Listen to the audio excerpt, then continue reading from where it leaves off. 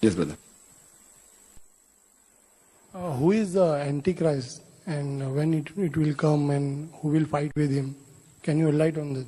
Well, that's the question Islamically, who's the Antichrist and who will fight? There are various hadith talking about Dajjal.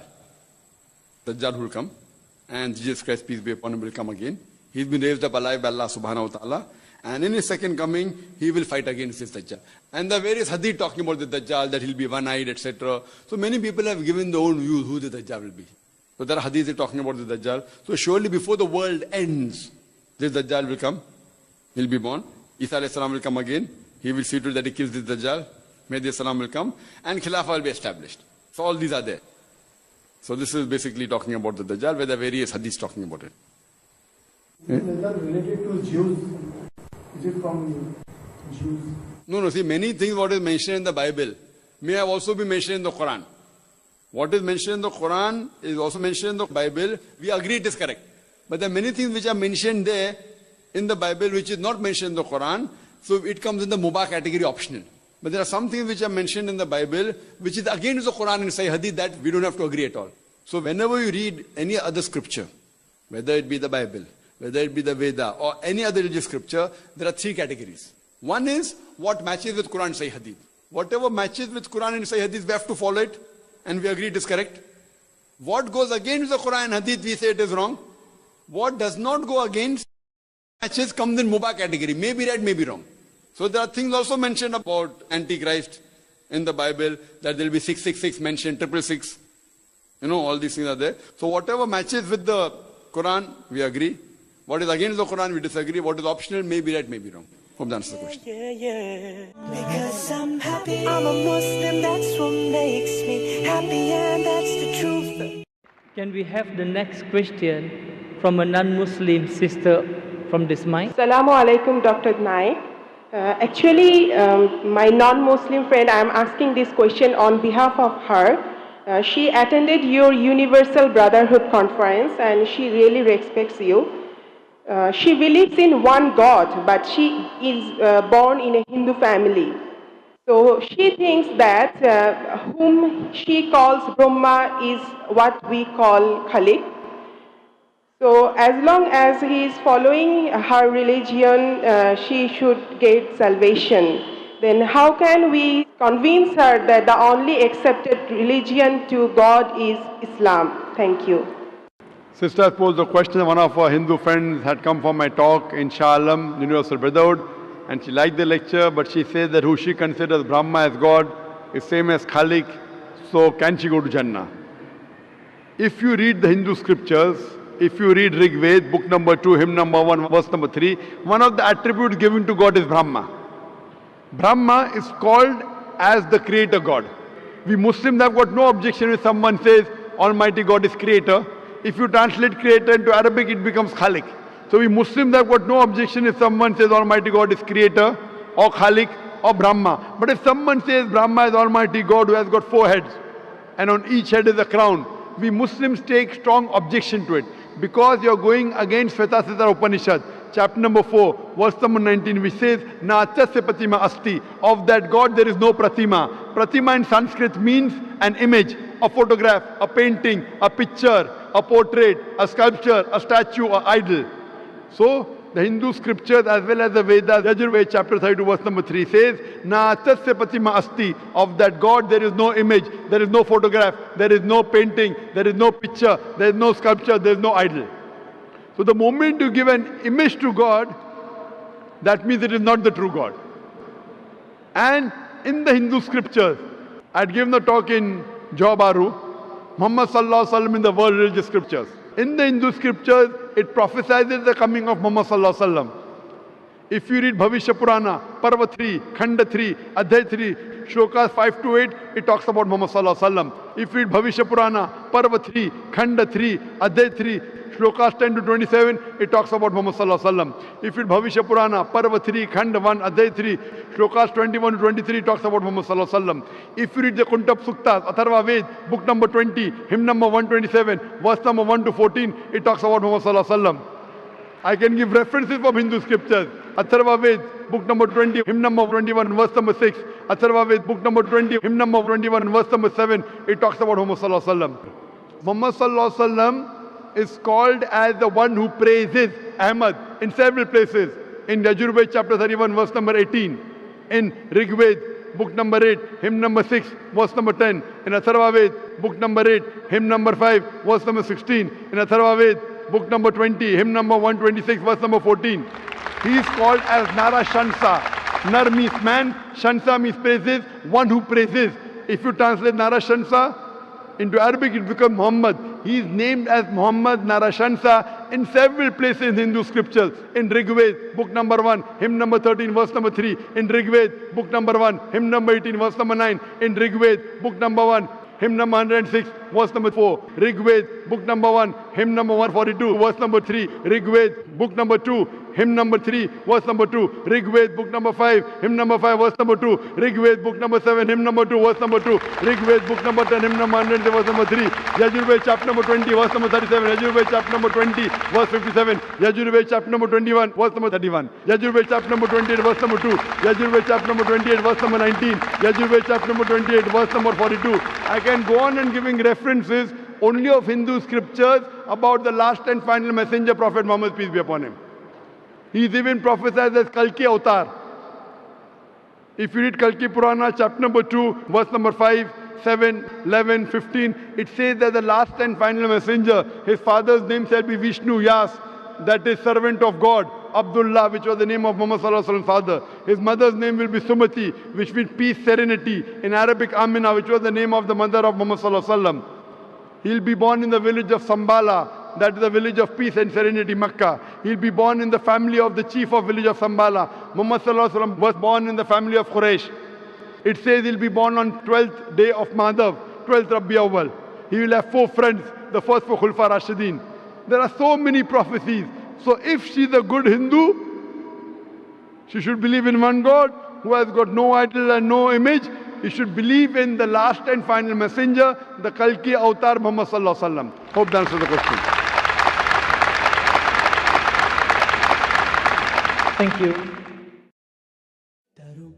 Let me tell you about my happiness. I get my happiness from Islam. It makes me kind and a better human. Good evening everyone, and good evening Dr. Naik. Today I am a human speaking on behalf of humanity. Now Dr. Naik, since you were... Can we have your name please? Yeah, I am Chirag, and please don't ask my religion. Dr. Naik, since you were born maybe in a Muslim family, you were prescribed with your religion. Now, that is why today you are endorsing it maybe. If you would have been born in a Hindu family, it could have been possible that today this religion would have been on Hinduism.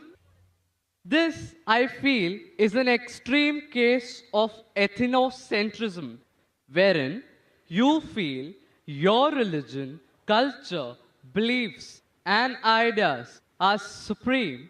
That is why you said that Sikhism or Arya Samaj or whatever religion that abandons idol worship is supported by you too.